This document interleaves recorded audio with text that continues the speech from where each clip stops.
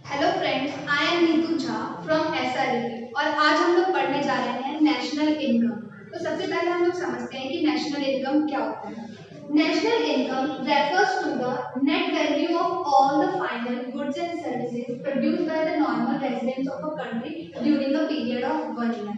तो इसमें सबसे पहले हम लोग ये समझ लेते हैं कि national income refers to the net value of all the final goods and services. तो जब हम लोग ये समझेंगे कि नेशनल इनकम क्या होता है, तो हमको ये समझना होगा कि किसी भी एक फाइनेंशियल ईयर में किसी भी एक इकोनॉमी में कितनी गुड्स और सर्विसेज का प्रोडक्शन हुआ है, उसके सम टोटल को हम बोलते हैं नेशनल इनकम। तो सबसे पहले हमको यहाँ पे मेनली तीन चीजों पे ध्यान देना होगा: final goods and services, normal residence of a country and during a period of time.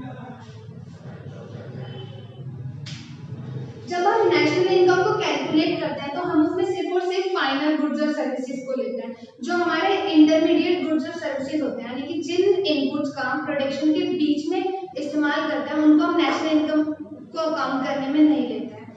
और जितनी इनकम एक नॉर्मल रेजिडेंस ने अर्न की है, सिर्फ उसी को हम नेशनल इनकम में अर्न करते हैं। फॉर एग्जाम्पल, कोई एक फॉरेनर यहाँ पर आया है फॉर हिज और हर एजुकेशन पर्पस, तो उसका वो यहाँ पर सिर्फ और सिर्फ अपनी एजुकेशन लेने आया है, उसका यहाँ पर एक तरीके से अर्न करने के मोटिव से नहीं आया। तो जब कोई भी फॉरेन रेजिडेंट यहाँ पर अर्न करने के मोटिव से नहीं आया, तो हम उसको अपनी कंट्री का नॉर्मल रेजिडेंट नहीं कहेंगे। और जो हमारी कंट्री का नॉर्मल रेजिडेंट है, जो नॉर्मली हमारी कंट्री में रह रहा है, उसको हम अपनी कंट्री का नॉर्मल रेजिडेंस कहते हैं और उसकी इनकम को हम नेशनल इनकम में ऐड करते हैं। तो नेशनल इनकम को निकालने के बेसिकली हमारे पास तीन मेथड्स होते हैं। फर्स्ट मेथड होता है product method, expenditure method and income method. यानी कि इन तीन तरीकों से हम अपने देश की आय यानी कि नेशनल इनकम निकाल सकते हैं। यानी कि जितने गुड्स एंड सर्विसेज का प्रोडक्शन हुआ है, जितने भी एक फाइनेंशियल ईयर में अपनी इकोनॉमी में अपने गुड्स एंड सर्विसेज को प्रोड्यूस किया है, उसको हम कहते हैं प्रोडक्शन मेथड।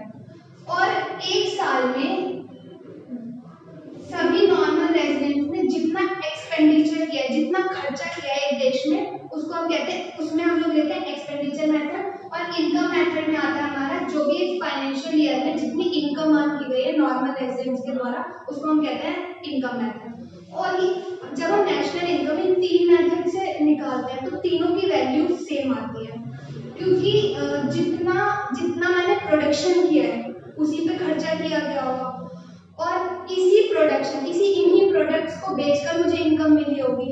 इसलिए तीनों मेथड्स हमारे इक्वल होते हैं। तो एक एक करके तीनों मेथड्स को समझते हैं। सबसे पहला होता है हमारा प्रोडक्ट मेथड, जिसको हम ग्रॉस वैल्यू एडिशन बोलते हैं। ये बराबर होता है हमारा total production of goods and services. इसको इस तरीके से लिख सकते हैं: sales plus change in stock. जितने भी गुड्स एंड सर्विसेज को मैंने प्रोड्यूस किया था, उसे या तो मैंने सेल किया होगा, और जो बिना बिका हुआ रह गया वो हमारा चेंज इन स्टॉक में आ जाता है। तो through gross value addition method हमारा आता है sales plus change in stock, और इसको हम कहते हैं जीडीपी एट एमपी, यानी कि gross domestic product at market price. Product method से हमारा जीडीपी एट एमपी आता है। और एक चीज ध्यान रखना है कि जो हमारी नेशनल इनकम होती है वो होती है एनएनपी एट एक्सपी, यानी कि नेशनल इनकम होती है हमारी net national product at factor cost. इनको भी हम डिटेल में देखेंगे कि मार्केट प्राइस और फैक्टर कॉस्ट में क्या डिफरेंस होता है और नेशनल और ग्रॉस में क्या डिफरेंस होता है।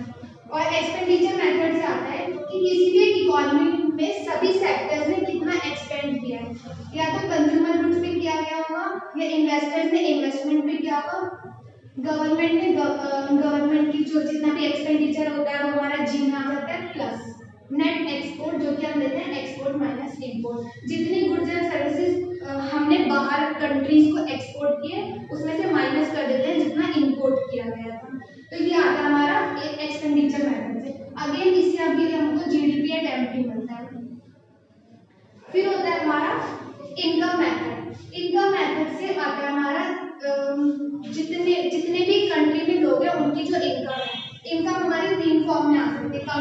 ऑफ एम्प्लॉइज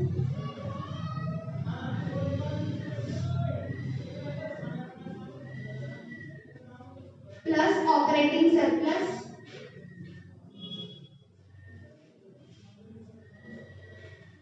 और प्लस में होता है हमारा mixed income.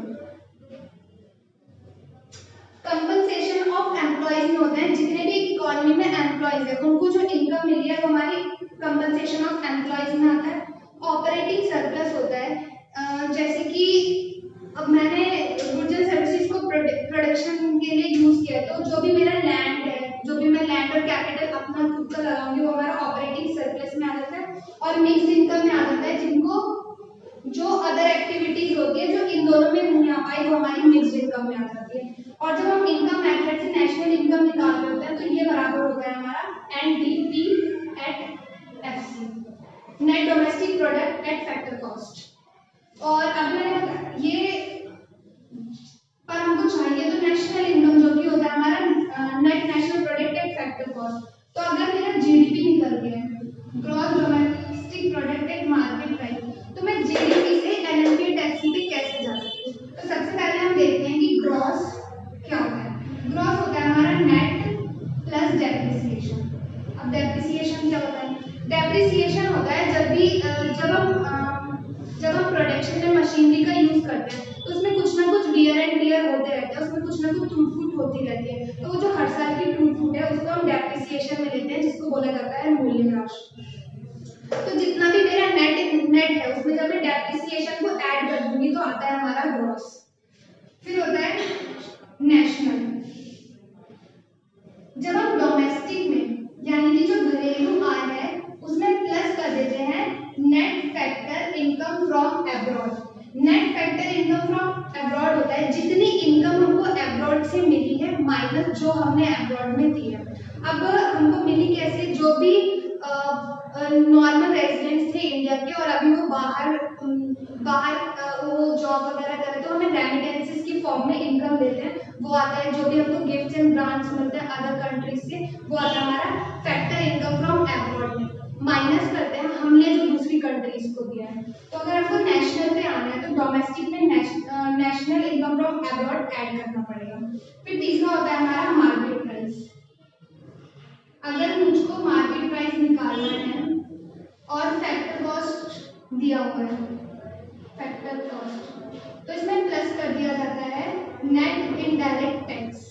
Net indirect tax होता है हमारा टैक्सेस माइनस सब्सिडी।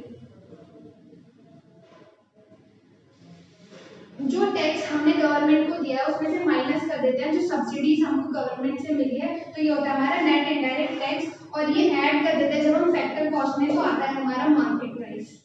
तो ये था हमारा नेशनल इनकम। नेशनल इनकम क्या होता है कि जितनी भी गुड्स एंड सर्विसेज का नॉर्मल रेजिडेंट्स के द्वारा एक during a period of time में प्रोडक्शन हुआ है उन सभी की मनी वैल्यू को बोलते हैं नेशनल इनकम। और नेशनल इनकम निकालने के हमारे पास तीन मेथड होते हैं, प्रोडक्ट मेथड, एक्सपेंडिचर मेथड और इनकम मेथड।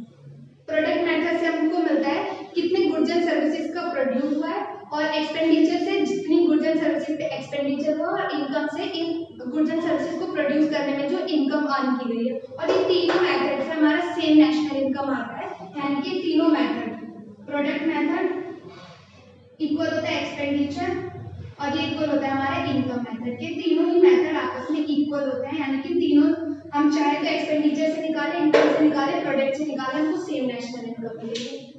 तो ये था हमारा नेशनल इनकम। Thank you.